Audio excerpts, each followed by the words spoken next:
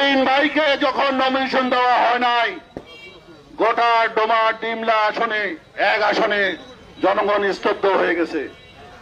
আজকে আপনারা খবর নেন, 10টি ইউনিয়নে আজকে আমাদের মশাল মিছিল হচ্ছে, জনগণ উত্তাল হয়ে গেছে। যদি এই সিদ্ধান্ত অটল থাকে, আমরা ডোমার উপজেলা বিএনপি তথা ডোমারের সর্বসাধারণ আমরা সামনে আরো কঠোর কর্মসূচি দিতে বাধ্য হব।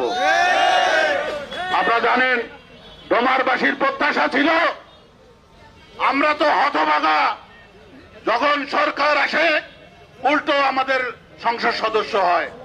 এবার আমরা আশা করেছিলাম যে ইঞ্জিনিয়ার শাহিদ ইসলাম তুহিন ভাই এমপি নির্বাচিত হবে এবং ডোমার ডিমলার উন্নয়নের জোয়ার বয়ে যাবে। কিন্তু আমাদের ভাগ্য খারাপ। আপনারা যদি ঐক্যবদ্ধ হন তাহলে এখনো সময় আছে, আমরা তুহিন ভাইকে ফিরে নিতে আসতে পারি। আজকে তুহিন ভাই আমাদের নেতা, অথচ আজকে অন্য জায়গায় সে এমপি নির্বাচন করবে। কালকে আমরা দেখেছি তুহিন ভাইকে, তার মানসিক অবস্থা, তার মনের অবস্থা খুব একটা ভালো না। মানুষের চোখ দেখলে বোঝা যায় মানুষ কি অবস্থায় রয়েছে।